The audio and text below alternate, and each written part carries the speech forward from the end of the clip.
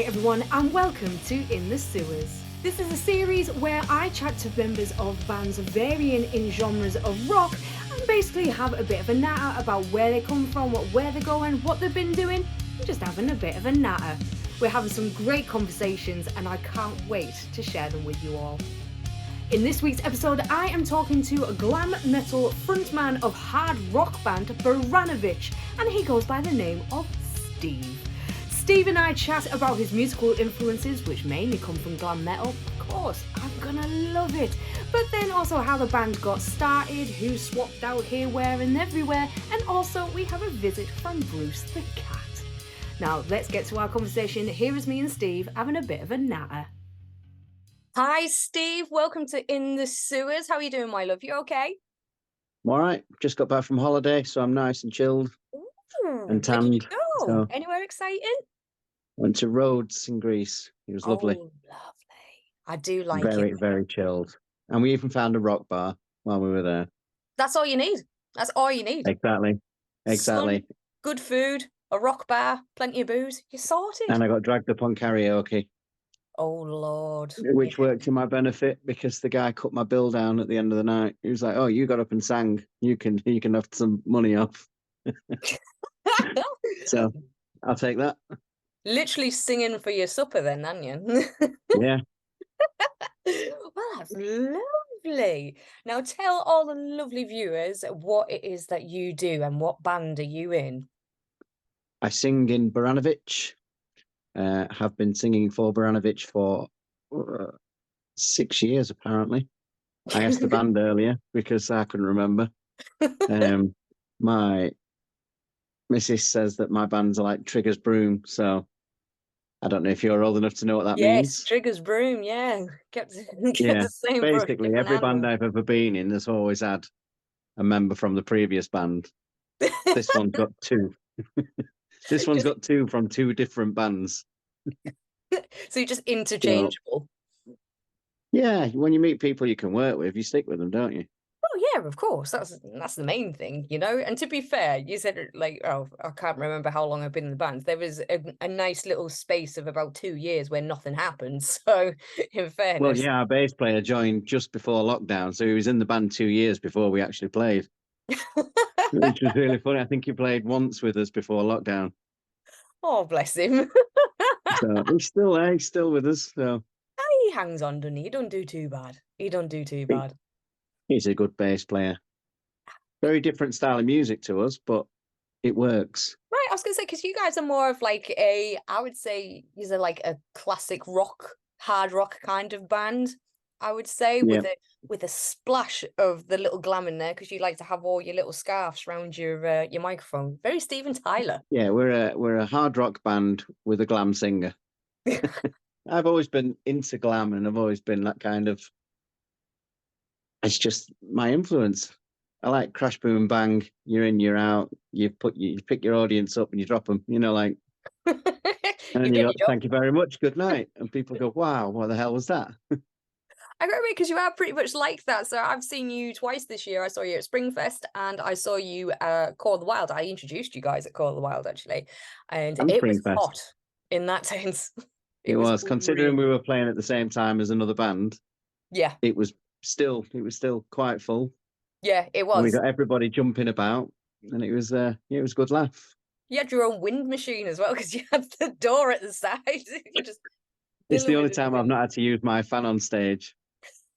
But yeah, you do like. I've seen some of the videos, and the first thing somebody said was, "How did you get a car park backstage?" And I was like, "You do realise it's just a tent, and it's not an actual stage." Just shoved you in somebody's bottom end car park. Yeah. We're that famous, we pull up our cars behind stage. Literally just walk out and you're there.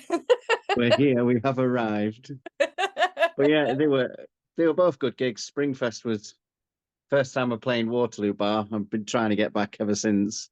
Yeah, it's has to be one of my favourite venues we played this year. Yeah, it was a great venue. I'd never been there before until Springfest, and I'm obviously going to be comparing again this year. But It was just great. It was a great day with loads of great bands. We had a great giggle backstage, or that little side stage bit, whatever you want to call it. Oh, that was brilliant. Yeah. It was lovely, wasn't it? And we're all trying to, do you mind? We can see my Little cat cat. just trying to stick its head in. Uh, just throws me off. Yeah, the thing I liked about that gig. Bloody cat.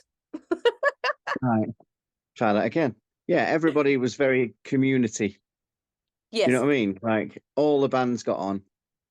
I've Yeah. gigged with most of them already a few times, so it was nice to just catch up with a lot of them. But there were a few bands that really turned my head, and I thought, well, I need to see these guys again.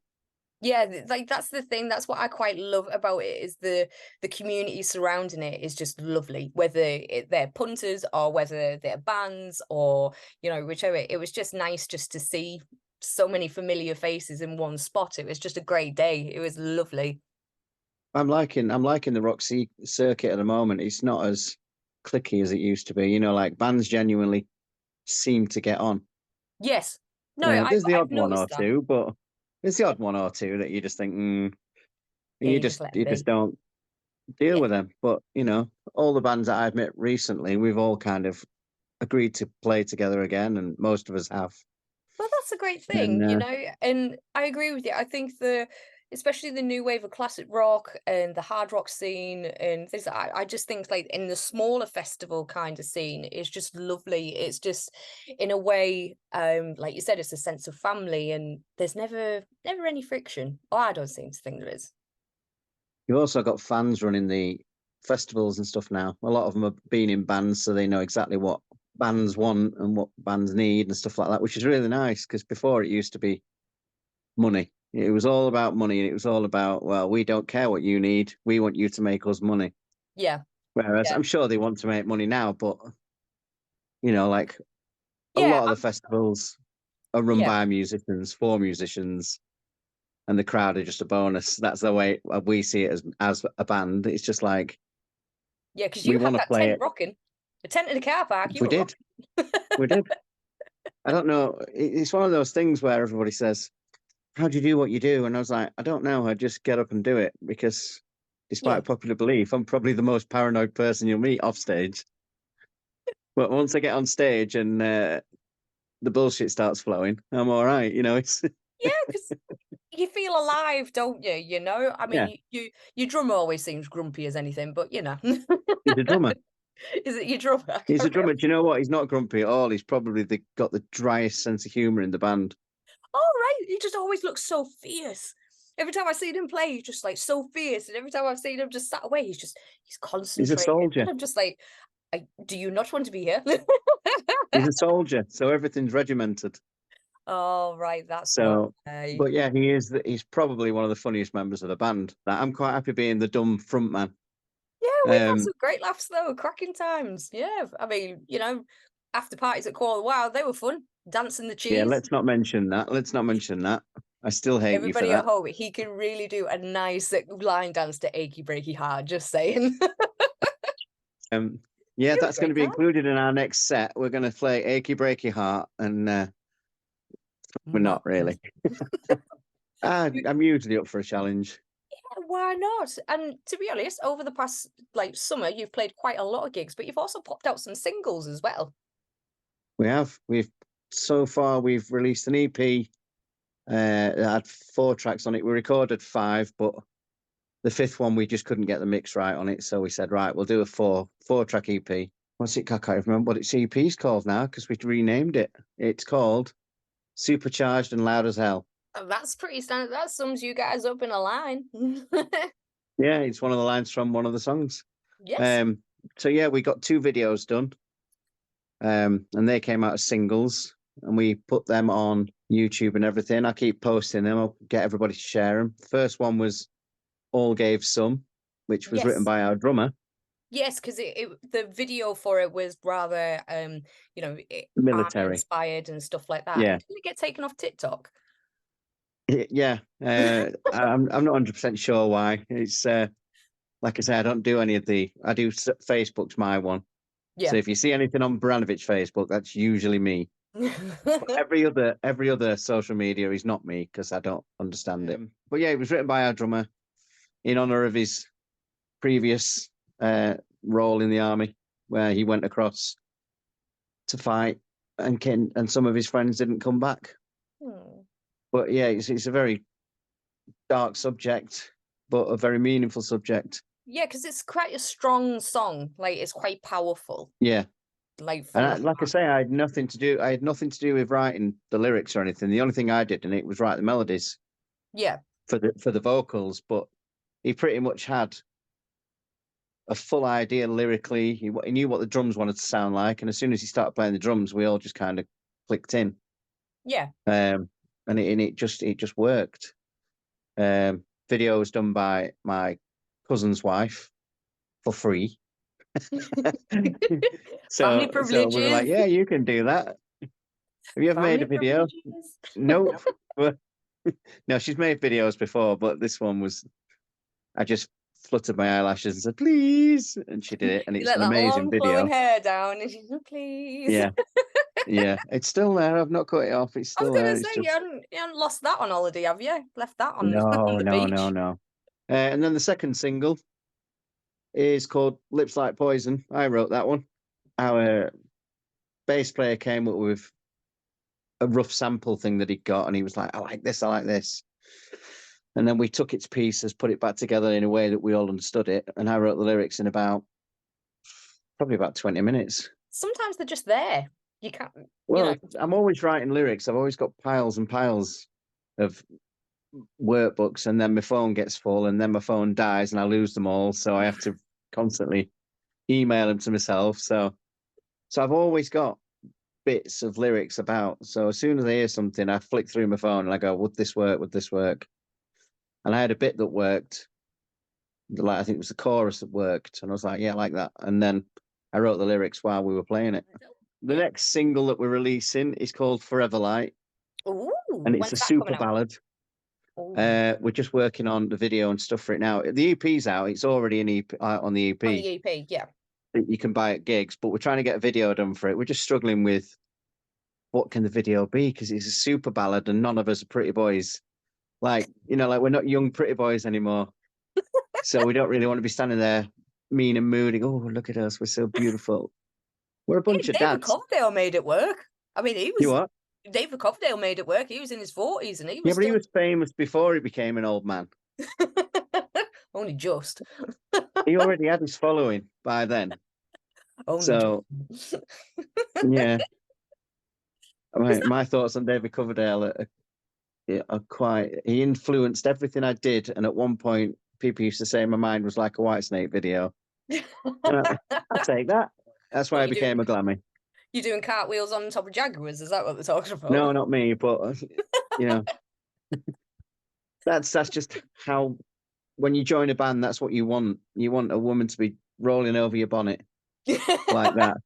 It's the I know it's the American dream, but he's English, so he's why down can't the we road play him from as well? me. I live two towns down from David Coverdale. He lived in a flat above the Chippy downtown. So David Coverdale's from my end of the woods. But like you said, you were saying, like, your next one is quite like a power ballad thing. And I was saying to a friend the other day, there's not a lot of bands that do power ballads anymore, like the great bands of the 80s and early 90s. Power ballads just don't seem to be a thing. Do you think it's just because times are changing, or people just haven't got the feels for it anymore? Why do you think that is? I don't know. The thing about it is we don't play it that often live, because you want to get a certain amount of time on stage. And if you've got a half an hour set and your power ballad's 8 minutes, do you know what I mean? So people, I think some bands do have power ballads on their albums, but they don't play them live and people don't see them. Yeah, nobody gets out the lighters anymore. So, we did one gig where we played a longer set, and we played that. It wasn't a longer set. It was just our first time playing the stuff live. And we played in Great Yarmouth at Hard Rock Hell. Oh yeah, you did, didn't you? Yeah. And I got everybody to get their phones out, and do the well, hey, we're a super ballad, and it blew my mind, and I completely missed the beginning of the song because I was like, wow. Turned into a moth. Look at the pretty But lights. I didn't expect it. You know, I was like, "Oh, put your phones up," and I said it in a joke, thinking, "Yeah, someone might do it." And then I looked up, and nearly everyone in the crowd had got the phones up. I was like, "Oh, this is a little bit Cat's more making a spectacular move. than I expected." The So cat just keeps popping up the bottom of the screen. yeah, you've just got random ears. Are you all right, cat? Not now. I've just dropped my phone on his head. Hi. Hey everyone, sorry to interrupt the interview mid-flow. I just wanted to say, if you like this episode and you want to see more, then don't forget to hit that subscribe button down at the bottom of the page. And if you want to be the first to see the brand new episode of In the Sewers, then don't forget to ding that little old bell. So come on everybody, ring my bell and let's get back to it. So once you get this video out, are you planning it to be anytime soon, or do you think it will just be an early release for next year? Kick off I the think new it's going to year be with the New new Year band? because it's going to be New Year. We've got a few things left this year. We are winding down for this year, though. I think we've got maybe 2 gigs left. Yeah. We've worked bloody hard this year. We've been everywhere. You have. You have. Like I say, we released the EP and suddenly, thanks, Bruce. Stick his ass in my face. Bruce. Yeah, it depends who you ask on who he was named after. My other half's a Sheffield Wednesday fan, and they had Steve Bruce as their manager for a while, and she says it's named Right. after that. But I hate football, so it's Bruce Dickinson. I was going to say it must be Bruce Dickinson. Yeah. He had a brother called Freddie as well, Oh, and I Freddie named him. Yeah. Oh, bless. So yeah, the EP, we're trying to come up with concepts for the video, and it's like I say, not being young and pretty like we used to be. We don't want to be Yeah, I know what you mean. close-ups and soft focus us. We'll Black be in and it, I white, think. big light in the background. Yeah, really close up of our eyes and things, just so you can't see that we're all Just the mood old. going and So yeah, if any of your listeners have got any ideas, tell them to fire them over to Baranovich. there you and, go. Get them over to Baranovich. They need some ideas for videos, minus the for teabag a power situation. ballad. It's got to be a nice idea though, because it's a power ballad. It's got to be beautiful, It's got to be lovely. lovely. Yeah. So what other bands were Yeah. you in previously then? Were you in a glam band or were you just another hard rock band or? They've always been hard rock bands with a glam singer because it's me. Mike, who's playing rhythm guitar in Baranovich, was in one of the first bands that I got quite well known in called Jury's Out, and that was in like 1996, 7, maybe later, maybe 98, I think, maybe. So I know you Are would you trying probably not like. to age yourself or are you just not sure? Everybody knows I'm old. Everybody knows these days. I've got a grey beard. That's why I shave before I go on stage. Hey mate, that could have just been stress. It's fine. You've met me, right? I'm like the Yeah. least stressed person in the world. Nothing bothers you ever. So yeah, I was in a band with him and a guy called David, who's been in every other band I've ever been in apart from this one. So Oh. it feels really weird to not be in a band with David, who is like godfather of my kids and right-hand man. Aw. So, but yeah, so, and then we went to, what did we do after that? Cruel Device. We did 2 gigs and then split. Some things just aren't meant to happen. And then I was in the Name Off for a long time, and that's when Russ, who plays lead guitar, joined. So that was 20 years ago. And In the Name Of did really well.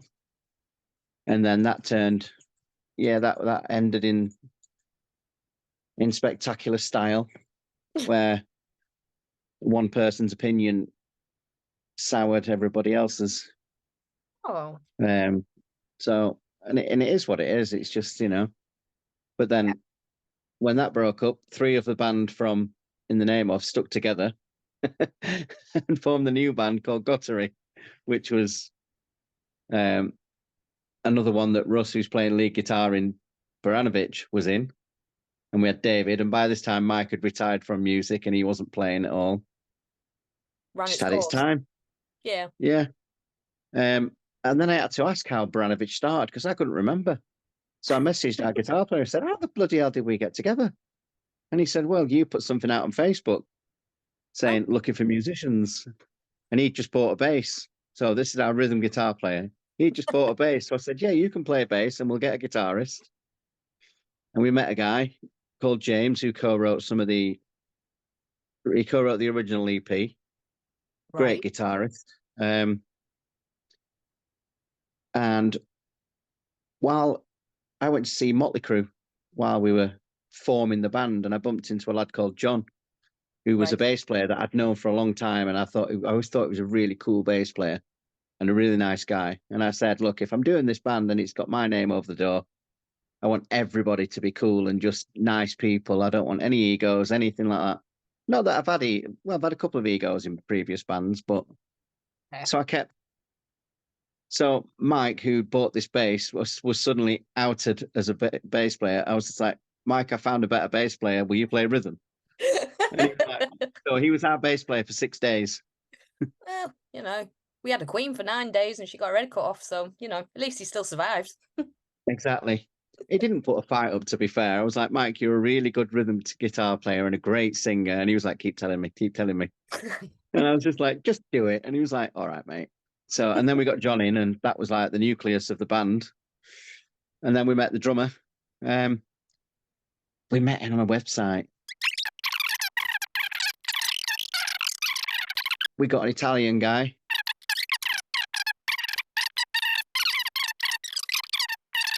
We had a couple of gigs with a mate of mine who stepped in. And then we were like, right, we need a new lead guitar player. And I was like, well, we all know Russ from my previous two and a half bands. And then we begged him. And he went, okay. And he came up and that was it. So classic lineup there of the 5 of us. Done. There. Yeah. So yeah, and then when he quit, I don't even remember where we found Andy. Oh, we found Andy on another website. Yeah, well, I've always said with ballads and stuff like that, you need the Guns N' Roses November Rain type solo, where you can imagine someone standing on a mountain being flown around. That's Bed of Roses by Bon Jovi. That was. They stuck Richie Sambora up. Richie Sambora, yeah. Yeah, and he said, I can't remember how I got over it, because they got a piano up there as well. I remember. And the guy said, we can't get the helicopter to get you off because of the wind. And he said, just get it close enough and I'll fucking jump. Oh, jump. Hey everyone, sorry to interrupt the interview mid-flow. I just wanted to say, if you like this episode and you want to see more, then don't forget to hit that subscribe button down at the bottom of the page. And if you want to be the first to see the brand new episode of In the Sewers, then don't forget to ding that little old bell. So come on everybody, ring my bell and let's get back to it. So you said growing up, like David Coverdale was like your inspiration. It's who you've really grown up with watching on the telly, and obviously there's Kiss and things like that. But is there any other bands that you like? Bon Jovi was the first rock band I ever got into. Same. Which is ironic because I'm from Sheffield, so you'd think it'd be Def Leppard. Yes, you would have thought so. But they were my second rock band.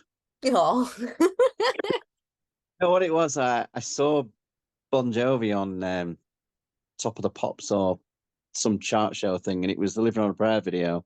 Yeah. It was like one of those defining moments in your life.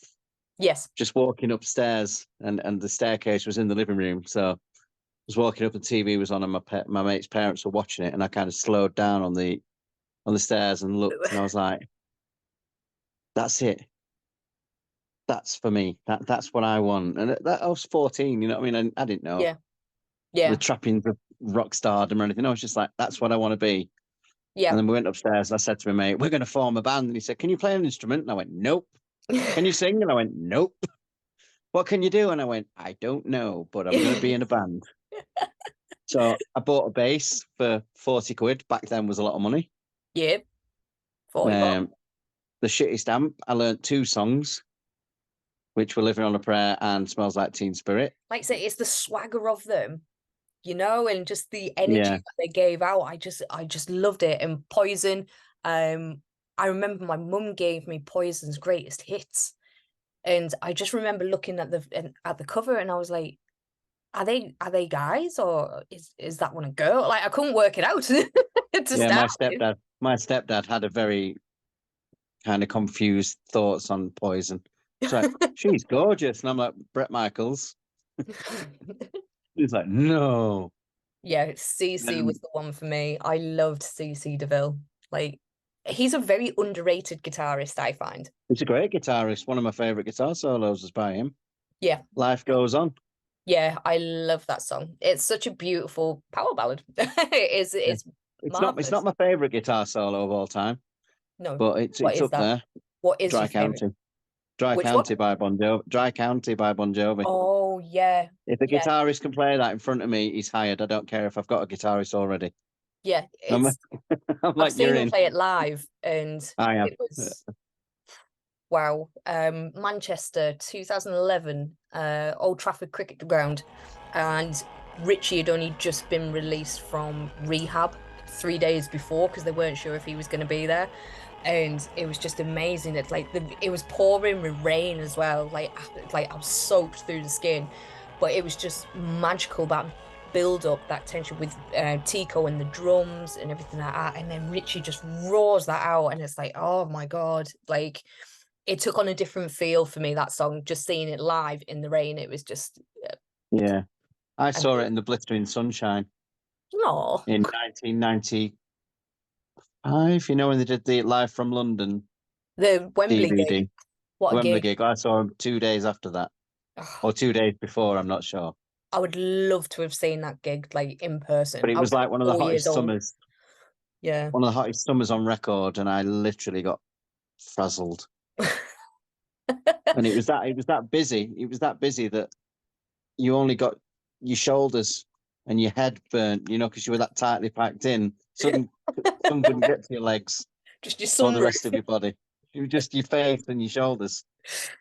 Oh my But that Lord. was one of the best gigs I've ever been to, yeah, Thunder opened. Thunder were one of the bands Yes, they on did. They there. Van supported him on that. Halen was the other, Wow. They with were on my Sammy bucket Hagar. list. They were on my With Sammy bucket list. Hagar, Oh, who is a better singer. I was gonna say, where do you stand on that? Where do you stand on that? David covered. I think Dave Lee Roth's a better frontman, Yes. or he was in his day. Now he's quite It painful to comes to us watch. all. Yeah. Yeah, it Age does. catches up. But Sammy Hagar is by far a superior singer. There's no way David Lee Roth could sing anything that he sang. Yeah, I've got to admit, a lot of the songs on 5150, I definitely don't think David Lee Roth could match that kind of exuberance that he gives vocally on that album. So And what hopes have you got going into 2024? What are your big plans for next year? we have Hard Rock Hell in March. We've Yeah. got one in January. We've got something else in February. And we've started writing again. So we're hoping to get back into the studio and do a bit more. Definitely a different studio this time, because it cost us an absolute fortune and we had to remix everything ourselves. So that's a bit naff. Yeah, I'm not naming names. They know who they are. Sometimes you take a gamble, doesn't pay off. So it's a lesson learned. They'd worked with other big acts, but they clearly weren't rock bands that they'd worked with. Well, going into the new year, you just have to keep prodding around, see who you find, and keep writing. And yeah, I'm sure it'll all come together. It'll be all right. Just trying to find the influence at the minute, because it's we've got 3 or 4 instrumental stuff written already, Right. and I'm trying to find lyrics for them. I'm like, it's not there. But then I'll got the do one block at day the minute. where, yeah, I'll do that one day where it'll just penny will drop, and I'll go, oh, there, and I'll probably write 2 or 3 songs in a week or something like that. The lyrics to these. So I'm not putting pressure on myself, but the rest of the band are like, come on, mate, let's get it moving. Do you know how hard it is to be a lyricist and a singer? Well, yeah, they do, because our drummer's written one. Well, there you are. Just say, And look, I've got this. Go sort that out. he's got another one in the pipeline. Good. I can't get on with these lyrics though. They're a little bit, yeah. And I don't drink anymore, so I don't have that kind of thing where I can just go, have a drink, forget about it, and Sort crack it on. out. Yeah. So Yorkshire tea hasn't got the same effect. I don't drink tea. This is the weird thing. I don't drink tea. Yeah. I don't mind it, but You're from Yorkshire and you don't drink tea. I don't drink tea. My mum's a southerner though, so Oh, that'll be why then. I don't My drink mum's the caffeine same. anymore either. So Is there any parting words that you would love to give the viewers here in the series or to your fans? fans. No, it's weird. We do actually have a few people that follow us now, and I'm humbled. Aw. You know what I mean? I've always wanted fans, and now I've got a few people that follow us. And it blows my mind. I'm just like, yay! That's So what you thank you for your support would be want. yeah, thank you for your support. And it's just kind of like, if you know anywhere that's looking for bands or looking for a Baranovich type band, reach out and touch us. Just reach out. Reach out and we'll be there. Yeah, we want to see everybody, and we want to meet everybody. We want to get everywhere and do everything. And so, yeah, keep supporting us, and we won't let you down. Marvelous. Well, thank you How's so that? much, Steve. That is lovely. Thank you so much, Steve, It's for taking the lovely. time out to talk to little old GlamRat in the sewers. That were bloody lovely. Is that your best Yorkshire accent? Yes, it is, unfortunately. I can't get any better than that. Right, next time we meet, I'll teach you proper Yorkshire. We need to go proper Yorkshire. Right, that sounds like a plan. Well, take care and thank you very much once again. Bye, Steve. Bye. Thank you very much to Steve for taking the time out to chat with little old me in the sewers. If you guys enjoyed what me and Steve were talking about, then make sure you give this video a love, like, share, and if you want more of this content, then make sure you hit that subscribe button. You can check out Steve and the band Baranovich's music by checking in the description below, and yeah, let's get them a bit of something to talk about. Make sure you tune in next week where I am talking to the lovely boys of Blackfire Rising. They're a hard rock band from Edinburgh, and yeah, we chat about all sorts of things, and it's just nice to have a bit of a chat from the guys up north. But please stay safe, and until next time, catch you later, GlamRaters. Bye bye.